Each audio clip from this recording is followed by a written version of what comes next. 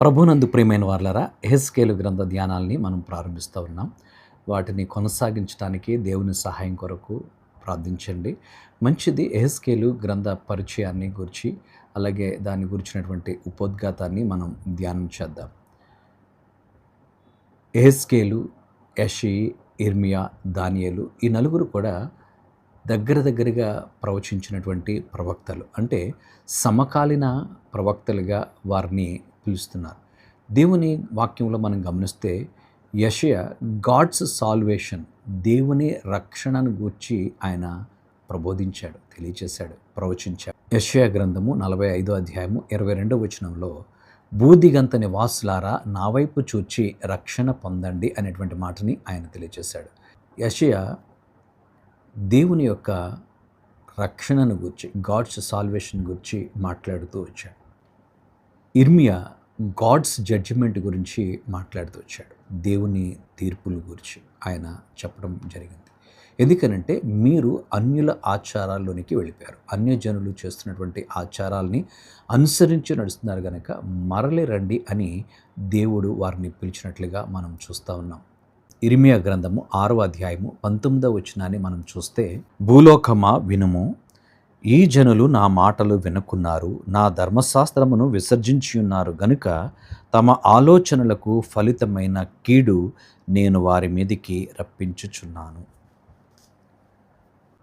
ఈ జనులు నా మాట వినకుండా ఉన్నారు, నా వాక్యమును వారు అంగీకరింపకుండా ఉన్నారు, నా ధర్మశాస్త్ర విధులను వారు గైకొనకుండా ఉన్నారు గనుక నేను ఈ కీడిని వారి మీదకి రప్పిస్తున్నాను అని దేవాది దేవుడు తెలియచేస్తూ ఉన్నాడు. ఇర్మియా గాడ్స్ జడ్జిమెంట్, దేవుని యొక్క తీర్పును గురించి ప్రకటించాడు. అలాగే మీరు గమనిస్తే దానియేలు గాడ్స్ కింగ్డమ్ గురించి తెలియజేశాడు. దేవుని రాజ్యమును గురించి అనేకమైనటువంటి విషయాల్ని తెలియజేశాడు. ఈనాడు ఉన్నటువంటి ఈ బబులోను కానివ్వండి, ఈ గ్రీకు సామ్రాజ్యం కానివ్వండి, ఈ రోమా సామ్రాజ్యం కానివ్వండి, పార్సిక సామ్రాజ్యం కానివ్వండి, ఇవన్నీ కూడా కుప్పకూలిపోయే ఒక దినం రాబోతుంది అనేటువంటి విషయాన్ని తెలియజేస్తూ దేవుని రాజ్యము ఇక్కడ నిలుస్తుంది అనేటువంటి సత్యాన్ని అక్కడ తెలియజేశాడు. ఈ విషయాలన్నింటినీ కూడా వారు ప్రకటిస్తూ వచ్చారు. అలాగే యెహెజ్కేలు దేవుని యొక్క మహిమను గురించి మాట్లాడుతూ గాడ్స్ గ్లోరీ గురించి యెహెజ్కేలు చెప్పడం జరిగింది. దేవుని తీర్పు, అలాగే గాడ్స్ గ్లోరీ గురించి, దేవుని మహిమను గురించి, ఆయన ప్రభావ దర్శనాలను గురించి మాట్లాడటం జరిగింది. ప్రియులారా, దేవాది దేవుడు తన బిడల ద్వారా ఆయన మహిమ పొందాలనుకున్నాడు. తాను చేసినటువంటి మానవుల ద్వారా మహిమను పొందాలని ఆయన ఆశపడి ఆయన తన సేవకుల ద్వారా మాట్లాడటం ప్రారంభించాడు. న్యాయాధిపతుల ద్వారా మాట్లాడుతూ వచ్చాడు. దేవుడే వారికి రాజుగా ఉండి, న్యాయాధిపతిగా ఉండి, తన సేవకులైనటువంటి వారిని పంపించి మాట్లాడుతూ మీరు ఈ రీతిగా ఉండాలి, మీరు ఈ రీతిగా అవిధేయత చేస్తున్నారని వారిని సరిచేస్తూ దేవుడు మాట్లాడుతూ వచ్చాడు. తర్వాత రాజులు వారు ఏమనుకున్నారంటే ప్రవక్తలను పంపించాడు, న్యాయాధిపతులను పంపించాడు, ప్రవక్తలను పంపించి మాట్లాడుతుంటే ప్రవక్తల ద్వారా దేవుడు మాట్లాడుతున్నప్పుడు వారు మాకు రాజు కావాలి అని కోరుకున్నారు. రాజు ఉంటే మీ జీవితాల్లో చాలా ఇబ్బందులు ఎదుర్కొంటారు, రాచరికం మాకు కావాలి అని ఏకైక నినాదంతో ఇశ్రాయేలీయులందరూ కూడా రాజును కోరుకున్నట్లుగా మనం చూస్తాం. అప్పుడు సమూయేలు ప్రవక్త చెప్తాడు, మీరు రాజును కోరుకుంటున్నారు, రాజరికాన్ని కోరుకుంటున్నారు, రాజు మిమ్మల్ని కఠినంగా శిక్షిస్తాడు, హింసిస్తాడు, చాలా భయంకరమైనటువంటి ఇబ్బందులు గుండా మీరు వెళ్ళవలసి వస్తుందని చెప్పిన, అయినా మాకు రాజే కావాలి అని చెప్తాడు. అప్పుడు ప్రభువు దేవాలయంలో నుంచి ఆయన మహిమ వెళ్ళిపోవటం మనం చూస్తాం. ఎందుకంటే ప్రభువుని తృణీకరించారు, దేవుణ్ణి విసర్జించారు. వారు మాకు దేవుడొద్దు, మాకు నీవు రాజు కాదు, నేనే రాజుగా ఉంటాను, మీ ప్రతి పరిస్థితుల్లో మీకు తోడుగా ఉంటానని ప్రభువు చెప్తుంటే, మిమ్మల్ని నడిపిస్తాను అని చెప్తుంటే, నేను మీకు ముందుంటానని ప్రభువు మాట్లాడుతుంటే మాకొద్దు, మాకు రాజే కావాలని వారు కోరుకోవటాన్ని బట్టి ప్రభువు దేవాలయంలో నుంచి తన మహిమ బయలు వెళ్ళటం మనం చూస్తాం. ఆయన బయలు వెళ్ళిపోయినట్లుగా చరిత్రలో మనం చూస్తూ ఉన్నాం. ప్రియులారా, దేవుని మందిరములో నుంచి మహిమ బయటికి వెళ్ళిపోయింది. అందుకనే దేవుని లేఖనంలో రోమాపత్రిక 3వ అధ్యాయము 23వ వచనంలో అంటాడు, ఏ భేదము లేదు, అందరూ పాపము చేసి దేవుడు అనుగ్రహించు మహిమను పొందలేకపోవచ్చున్నారు. వాళ్ళందరూ కూడా పాపం చేసి దేవుడు అనుగ్రహించే మహిమను పొందలేకపోతున్నారు అని లేఖనము సెలవిస్తూ ఉంది. అందరూ కూడా మూకుమ్మడిగా మాకు రాజే కావాలి, రాజే కావాలని కోరుకోవడాన్ని బట్టి వారు దేవుడు నన్ను వద్దని మీరు విసర్జిస్తున్నారు కనుక ఆయన మందిరాన్ని విడిచి దేవుని మందిరములో నుంచి మహిమ వెడలిపోవటం మనం గమనిస్తూ ఉన్నాం. ఎందుకనంటే వారి పాపము, వారి అవిధేయతను బట్టి దేవుడు ఆ స్థానంలో ఉండలేక వెళ్ళిపోయినట్లుగా మనము చూస్తూ ఉన్నాం. ప్రియులారా, ఇర్మియా ద్వారా 20 సంవత్సరాలు దేవుడు సువార్తను ప్రకటించాడు. 20 సంవత్సరాలు దేవుని వాక్యాన్ని ఆయన ప్రబోధించినప్పటికీ, దేవుని సువార్తను వారికి తెలియచేసినప్పటికీ, దేవుని ప్రవచనాలని వారికి ప్రకటించినప్పటికీ వారు దేవుని సేవకుని మాటకు కానీ ఏ మాత్రము ఖాతరు చేయకుండా వారు వినలేదు, పెడచెవిని పెట్టినట్లుగా మనం చూస్తూ ఉన్నాం. అయితే యోధా రాజు అయినటువంటి యెహోయాకీను ఏలుబడిలో క్రీస్తు పూర్వము 605 సంవత్సరంలో బబులోను రాజు అయినటువంటి నెబుకద్నెజరు యెరూషలేము మీదకి మొట్టమొదటిసారిగా దండెత్తి వచ్చాడు. ఈ మొట్టమొదటిసారిగా యెరూషలేము మీదకి దండెత్తి వచ్చి 605 సంవత్సరము క్రీస్తు పూర్వము ఆ సంవత్సరములో యెరూషలేము మీదకి దండెత్తి వచ్చి అక్కడున్నటువంటి ఇశ్రాయేలులో శ్రేష్ఠులైనటువంటి వారిని, యవనస్తులైనటువంటి వారిని, చక్కని జ్ఞానము కలిగినటువంటి వారిని, చక్కని తెలివి కలిగినటువంటి ఆ యువకులందరినీ కూడా ఏర్పాటు చేసుకుని తన దేశానికి చెరగా తీసుకుని పోయాడు. చెరగా తీసుకెళ్ళిపోయినటువంటి వారిలో దానియేలు, మిషాయేలు, హనన్య, అజర్యా అనేటువంటి యవనస్తులు కూడా అక్కడ ఉన్నట్లుగా మనం చూస్తూ ఉన్నాం. వీరందరినీ కూడా చెరగా తీసుకొని అతని దేశానికి వెళ్ళిపోయి వారందరినీ కూడా ఎవరినైతే ఆ మొట్టమొదటిసారిగా దండెత్తి వచ్చి ఎంతమందినైతే చెరగొనిపోయాడో ఆ యవనస్తులందరినీ కూడా సంసారానికి, కుటుంబ జీవితానికి పనికి రాకుండా షండులుగా చేసి వారికి యుద్ధ నైపుణ్యము అన్నీ నేర్పించాడు. యుద్ధాన్ని నేర్పించాడు. చక్కని మిలిటరీ ట్రైనింగ్ అంతా కూడా ఇప్పించి రాజు యొక్క ఆస్థానంలో, రాజు యొక్క సంస్థానంలో ఉండడానికి వారికి విధులను అప్పగించాడు. ఆ రీతిగా వారిని అప్పగించి వారు రాజు స్థానంలో ఉన్నట్లుగా మనం చూస్తాం. మొట్టమొదటిసారిగా క్రీస్తు పూర్వము 605 సంవత్సరంలో బబులోను రాజు అయినటువంటి నెబుకద్నెజరు యెరూషలేము మీదకి దండెత్తి వచ్చినప్పుడు చెరపట్టబడిన వారందరూ కూడా ఆ యొక్క రాజు యొక్క సంస్థానంలో ఉన్నారు. అక్కడే వారికి విధులను ఏర్పాటు చేశాడు. వారిలో దానియేలు, అలాగే మిషాయేలు, హనన్య, అజర్యా అనేటువంటి వారు కూడా ఉన్నట్లుగా మనం చూస్తూ ఉన్నాం. ఆ తర్వాత సరిగ్గా 8 సంవత్సరాల తర్వాత మరల అతడు బబులోను రాజు అయినటువంటి నెబుకద్నెజరు యెరూషలేము మీదకి దండెత్తి వచ్చాడు. అనగా క్రీస్తు పూర్వము 597 సంవత్సరంలో మరొకసారి దండెత్తి వచ్చి యెరూషలేము పట్టణంలో ఉన్నటువంటి 10,000 మందిని అతడు తీసుకుని వెళ్ళిపోయాడు, చెరలోని వేశాడు. వీరినందరినీ పట్టుకుని వెళ్ళి అతని ఆ యొక్క బబులోను రాజ్యంలో కెబారు అనేటువంటి నది పరివాహక ప్రాంతం దగ్గర వారిని చెరసాల్లో ఉంచాడు. వారిని చెరలో ఉంచి మీరు నాకు బందీలు, మీరు ఇక్కడే ఉండాలి, బయటికి వెళ్ళటానికి లేదని చెప్పి వారికి సెక్యూరిటీ ఏర్పాటు చేసి వారు ఇటు అటు తిరగకుండా అక్కడే వారిని ఉంచాడు. వారికి ఏ ఆహార పదార్థాలు లేవు, వారికి ఏ వనరులు సమకూర్చలేదు. వారికి వారే అన్నీ సమకూర్చుకోవాల్సినటువంటి పరిస్థితులన్నీ వచ్చినాయి వారికి. వారు ఎంతో కష్టపడుతూ ఉన్నారు, ఎంతో ఇబ్బందులకు లోనవుతూ ఉన్నటువంటి పరిస్థితులను ఎదుర్కొనవలసి వచ్చింది. వారు ఆ రీతిగా రెండవసారి బబులోను రాజు అయినటువంటి నెబుకద్నెజరు యెరూషలేము మీదకి దండెత్తి వచ్చి 10,000 మందిని అతడు చెరగొనిపోయినట్లుగా మనం చూస్తూ ఉన్నాం.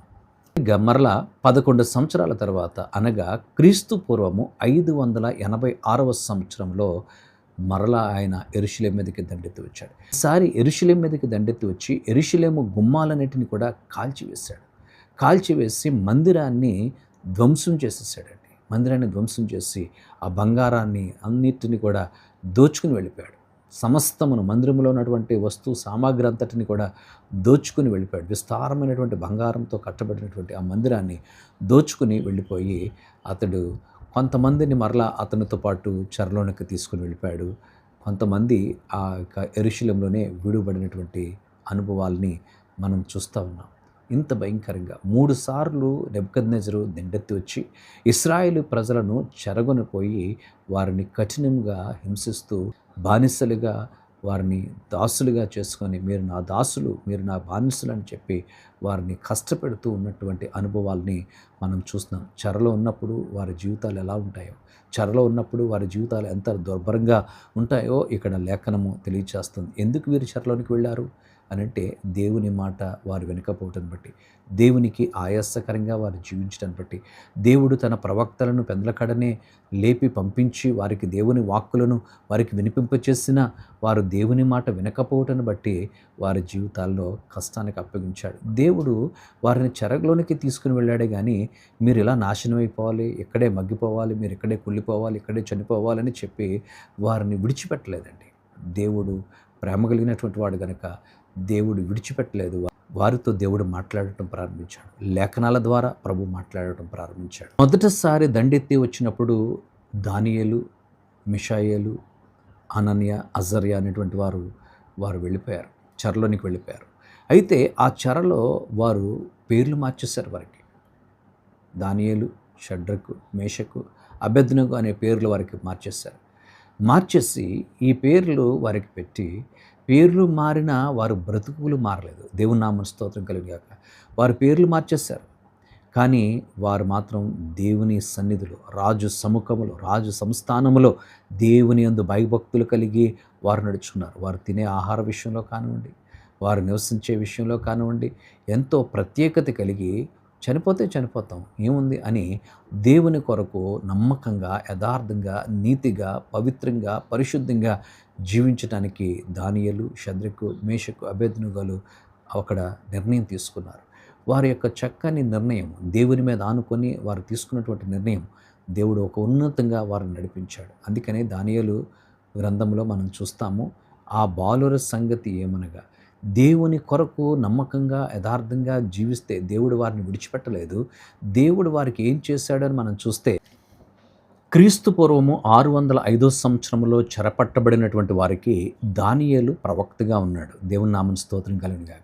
దేవుడు వారిని విడిచిపెట్టకుండా యథార్థంగా, నీతిగా, పరిశుద్ధంగా, పవిత్రంగా జీవించడాన్ని బట్టి దేవుడు వారిని ఎలా హెచ్చించాడనేటువంటిది లేఖనాల్లో మనం చూస్తాం ప్రియులారా. మొదటి చెరలో ఉన్నటువంటి వారికి ప్రవక్తగా దానియేలును దేవుడు ఇచ్చాడు. దేవుని యందు భయభక్తులు కలిగి నడుచుకున్నటువంటి వారి జీవితాలు ఎలా ఉంటాయో మనం చూస్తూ ఉన్నాము. దానియేలు గ్రంథము 1వ అధ్యాయము 17వ వచనాన్ని మనం చూస్తే, ఈ నలుగురు బాలుర సంగతి ఏమనగా దేవుడు వారికి జ్ఞానమును, సకల శాస్త్ర ప్రవీణతయు, వివేకమును అనుగ్రహించెను. మరియు దానియేలు సకల విధములగు దర్శనములను, స్వప్న భావములను గ్రహించు తెలివి గలవాడై ఉండెను. దేవుని నామానికి స్తోత్రం కలుగునుగాక. మొదటిసారిగా చెరపట్టబడినటువంటి వారికి రాజు యొక్క సంస్థానములో, రాజు యొక్క దర్బారులో దానియేలు వారికి ప్రవక్తగా ఉన్నాడు. అక్కడ ఉన్నటువంటి వారందరికీ, వీరందరూ కూడా యుద్ధ నైపుణ్యం కలిగినటువంటి వారు, రాజా సంస్థానంలో పనిచేయడానికి కొనుకోబడ్డారు. మొదటగా వెళ్ళినటువంటి వారు రాజ సంస్థానంలో రాజుతో పాటు ఉండేటువంటి అవకాశాలు వారికి ఉన్నాయి.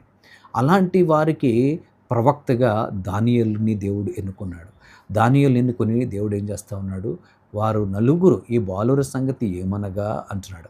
ఆ నలుగురు బాలుర సంగతి ఏంటి అంటే, వాళ్ళు ఎలా ఉన్నారు అంటే, వాళ్ళు అక్కడ ఉన్నప్పుడు యెరూషలేములో బాగానే ఉన్నారు కానివ్వండి, ఇక్కడికి వచ్చిన తర్వాత వారు ఈ లోకంలో కలిసిపోయారని లేదు. వాళ్ళు దేవుని యందు భయభక్తులు కలిగి యథార్థముగా, నీతిగా, పరిశుద్ధతగా, దేవుని యందు విశ్వాసముతో వారు ముందుకు కొనసాగుటను బట్టి దేవుడు వారిని విడిచిపెట్టలేదు. అక్కడున్నటువంటి ఆ స్థలంలో కూడా, అన్య రాజ్యంలో కూడా, పరాయి దేశంలో కూడా, దేశము కాని దేశములో వారి పేర్లైతే మార్చగలిగారు కానీ వారి బ్రతుకులు మార్చలేకపోయారు, వారి జీవితాన్ని మార్చలేకపోయారు. వారు దేవుని యందు విశ్వాసం ఉంచి, వారు దేవుని యందు భయభక్తులు కలిగి వారు దేవునిలో ముందుకు సాగుతున్నారు. వారి జ్ఞానమునందు, సకల శాస్త్రముల యందు ప్రవీణత కలిగినటువంటి వారుగా వారు ఉన్నట్లుగా మనం చూస్తున్నాం. దేవుడు అంతగా వారిని హెచ్చించాడు.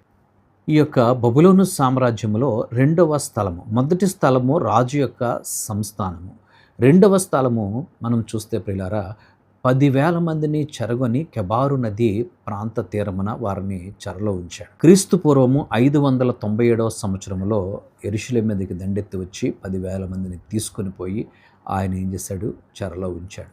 దేవుడు అక్కడ ఒక యవనస్తుని లేపాడు. దేవుని నామమున స్తోత్రం కలుగుగాక. ఆ 10 మందిలో ఒక యవనస్తుని ఎన్నుకొని అతనిని లేపి, నీవు నా సువార్తను, నా యొక్క ఆజ్ఞలను, నా కట్టడలను, నా యొక్క దర్శనాలని వారికి తెలియచేయని చెప్పి, రెండవసారిగా యెరూషలేము మీదకి బబులోను చక్రవర్తి అయినటువంటి నెబుకద్నెజరు క్రీస్తు పూర్వము 597 సంవత్సరంలో దండెత్తి 10,000 మందిని చెరగొనిపోయాడు. చెరగొనిపోయి వారిని బబులోను ఆ యొక్క సముద్ర తీర ప్రాంతంలో కెబారు నది ప్రదేశంలో వారిని ఏం చేశాడు? జైల్లో ఉంచాడు, చెరసాల్లో. క్రీస్తు పూర్వము 597-4 క్రీస్తు పూర్వం 593 సంవత్సరంలో అక్కడ ఒక యవనస్తుని దేవుడు లేపాడు, ఒక గొప్ప ఉజ్జీవాన్ని. నీవు నా సేవ చేయాలి, నీవు నా ప్రవచనాలని భక్తులకు తెలియచేయాలి. ఇటువంటి ఈ 10,000 మందికి నా యొక్క మాటల్ని, నా యొక్క దర్శనాలని, నా యొక్క వాగ్దానాన్ని వారికి తెలియచేయాలని దేవుడు అతనితో మాట్లాడాడు. దేవుడు అతనితో మాట్లాడినప్పుడు అతని వయస్సు 30 సంవత్సరాలు. అతని వయస్సు 30 సంవత్సరాలు. దేవుడు అతనిని పిలిచినప్పుడు అతని వయస్సు 26 సంవత్సరాలు.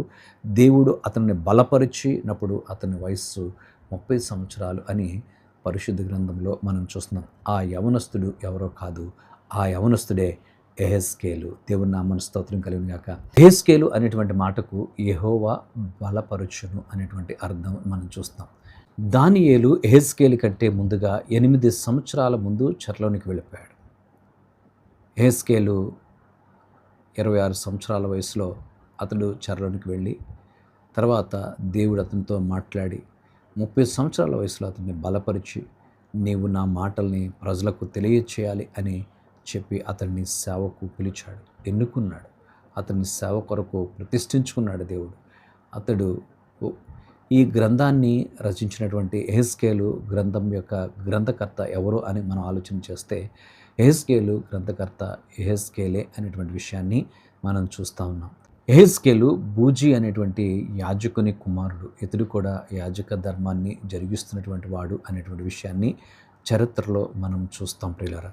ఇతడు సాదోకు వంశీయుడు, అలాగే అహరోను గోత్రికునికి చెందినటువంటి వాడుగా ఉన్నాడు. ఇతను చాలా ఉన్నతమైనటువంటి కుటుంబంలో జన్మించాడు. ఎందుకంటే అతని యొక్క కుటుంబ నేపథ్యాన్ని మనం చూస్తే అహరోను వంశం నుంచి వచ్చినటువంటి ఆ వంశ వృక్షములో ఇతను కూడా పాలిభాగస్థుడిగా ఉన్నాడు. అతని వంశవృక్షంలో ఉన్నటువంటి వాడు కనుక అతనికి చాలా ఉన్నతమైనటువంటి అనుభవాలు అతని జీవితంలో ఉన్నాయి. ఆ భక్తిలో కొనసాగుతున్నాడు, దేవుని యందు విశ్వాసంలో కొనసాగుతున్నాడు, యథార్థంగా జీవిస్తున్నాడు. అందుకని దేవుడు అతన్ని చూచి అతన్ని లేపి అతనితో మాట్లాడాడు. దేవుణ్ణి అతని సేవకు పిలిచినట్లుగా మనం చూస్తూ ఉన్నాం. ఈ గ్రంథ వ్రాసినటువంటి కాలము క్రీస్తు పూర్వము 571 సంవత్సరంలో. అలాగే గ్రంథం యొక్క ముఖ్యాంశము ఏమిటి అని మనం చూస్తే దీంట్లో ఉన్నటువంటి ప్రాముఖ్యమైనటువంటి అంశము దేవుని యొక్క తీర్పు, దేవుని యొక్క మహిమాయి ఉన్నట్లుగా మనం చూస్తూ ఉన్నాం. కనుక పరిశుద్ధాత్మ దేవుడు ఈ కొద్ది మాటల్ని దీవించునుగాక. పరిశుద్ధుడా, యెహెజ్కేలు గ్రంథ ధ్యానాలు మేము ప్రారంభించాం. గ్రంథ పరిచయమును గూర్చినటువంటి కొన్ని విషయాలు తెలుసుకోవడానికి నువ్వు కృపనిచ్చావు నాయన. ఈ పరిచయ వాక్కులు దీవించండి. ఈ గ్రంథంలో ఉన్నటువంటి లోతైన విషయాలు నాయన మాతో మాట్లాడండి. మాట్లాడే దేవుడు, జీవాధిపతి అనే దేవుడు గనుక నీ మాటలు మాకు వినిపింపచేయమని సర్వశక్తి కలిగిన యేసయ్య నామమున అడిగి వేడుచున్నాము తండ్రి. ఆమేన్.